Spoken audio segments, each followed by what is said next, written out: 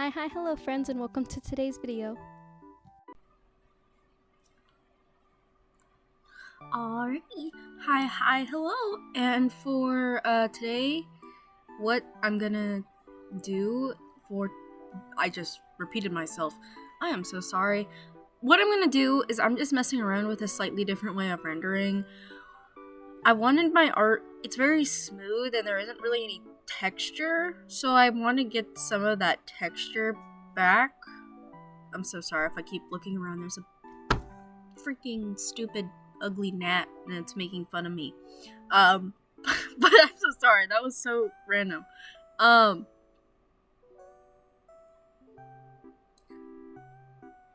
But I wanted to try out a different way of rendering. I've been like kind of messing around with not with my style, but I've been doing a lot more traditional art and it's kind of made me miss texture a lot more than I normally do.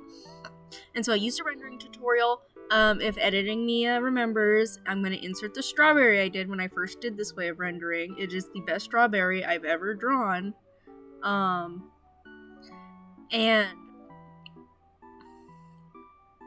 I will link the video I watched in the description because I did watch a video. Oh, come on. That's fine. I'll grab it later. But yeah. So for this first attempt, I just did the rendering as seen in monochrome, and then I ended up not liking that. And then after that, I did it in color, but I didn't like the way I did it because it was too saturated. I wouldn't say my art style is desaturated, but it's a lot more grounded and I guess more form of reality with the way I do it. And I didn't like how she didn't feel like she belonged. And I didn't like how crunchy it looked. It didn't look as painterly as I normally do, which I wanted to get a mix of that kind of crunchy and kind of painterly sort of deal. And so ultimately I scrapped that. And then after that, I finally did what I was gonna do. But I'm gonna talk about when I didn't do so my first go around, I did flat colors and then I rendered over them with my brush, and then all the brushes in the video, linked in the description. They're all default brushes, so I was like, they're there already on Ivy's Paint, so I'm not gonna I'm not gonna make too much fuss about them.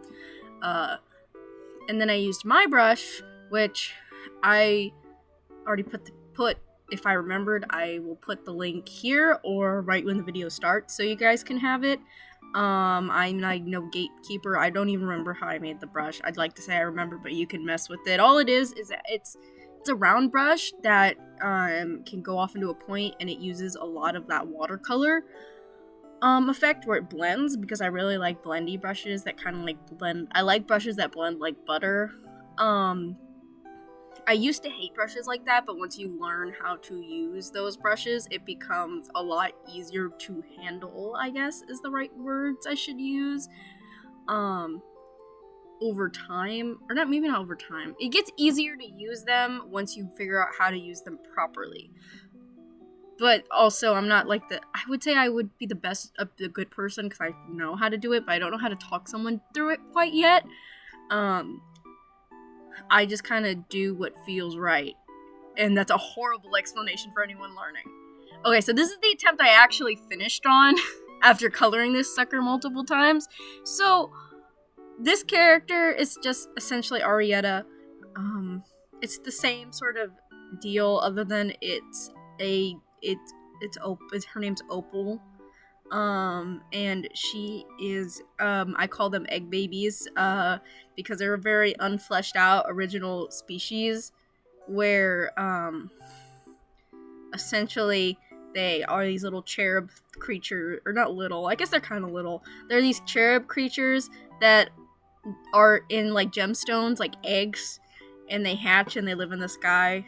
But I fucked around, whatever. I fucked around with their design. I'm not monetized anyway, so I can say any cuss word I want. But I am taking a geology class and I saw all these stones, and my favorite stones, it's like, oh wow, how original of you to like pearls and opals the most. But there's something about pearlescence, like even with my scales, the way they're supposed to be rendered when painted, they're supposed to look like little pearls. Because I love the way pearls look, and I adore the way opals look too.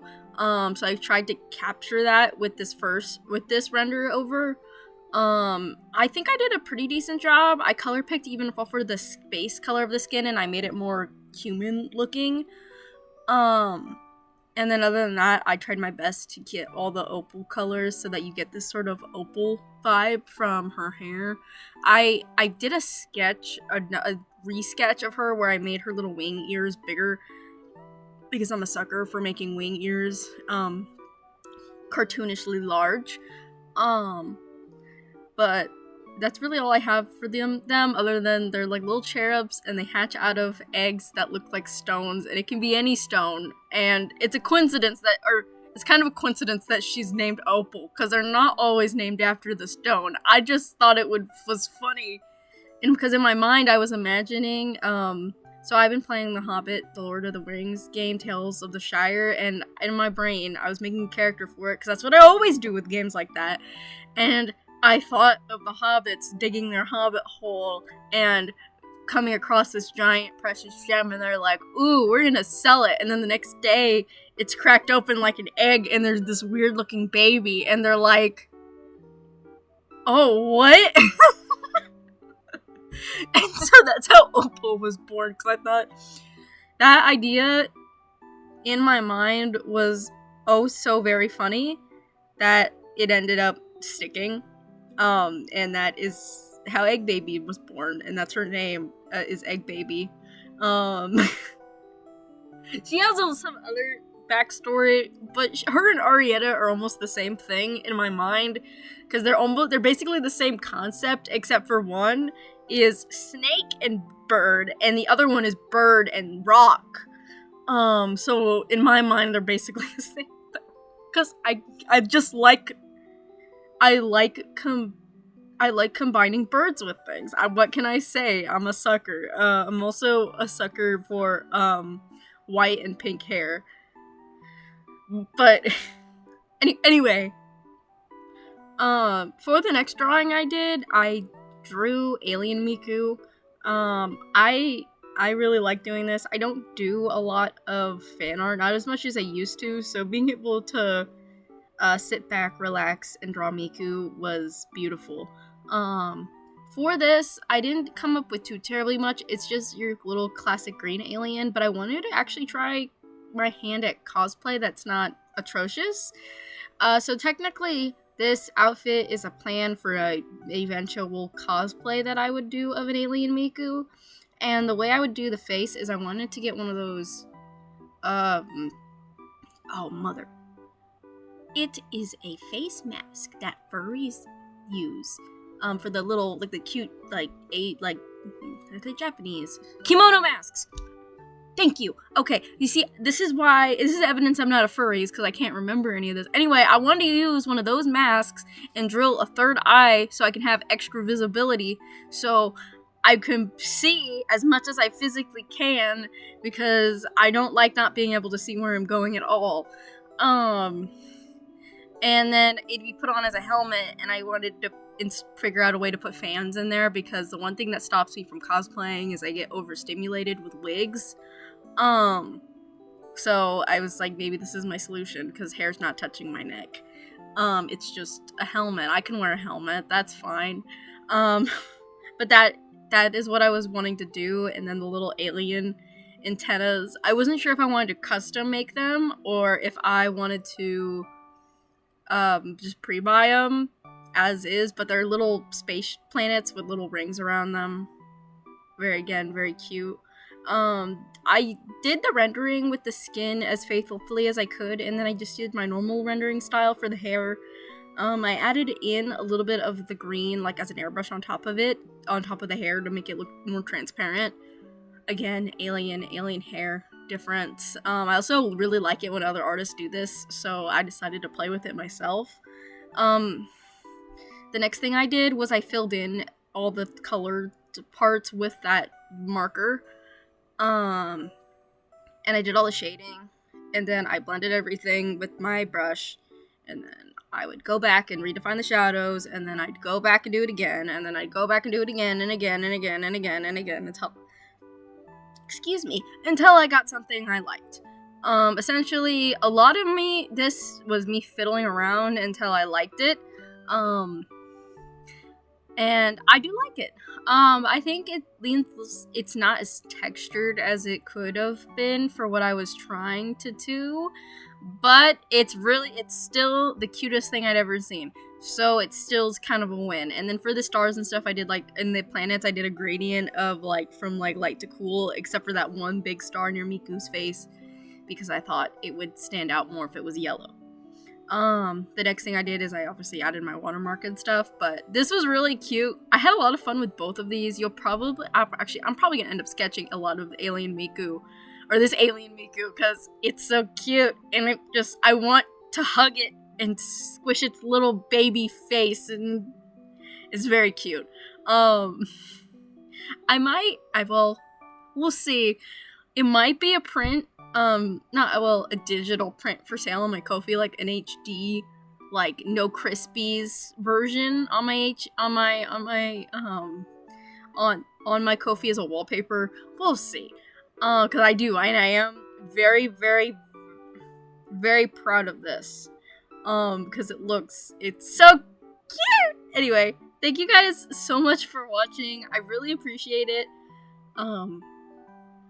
If you like this video, like and subscribe. If you think there was anything I could improve with the way I was trying to add in texture, that is actually one of my weak points when it comes to drawing, so that is also very fair. You can tell me, and I would gladly take the feedback. Obviously don't be rude, but hey, you could have done this here, or this there, or you don't have to do that there, would be appreciated, because I am trying to become more textured in my art, because I see other people do it and I'm like, you look so good, how do I do that, while keeping it more painterly. But that's just, I guess, getting feedback in time will eventually, I'll get to where I want it to be. But yeah, thank you guys so much. If you liked this video, make sure to drop a like. If you liked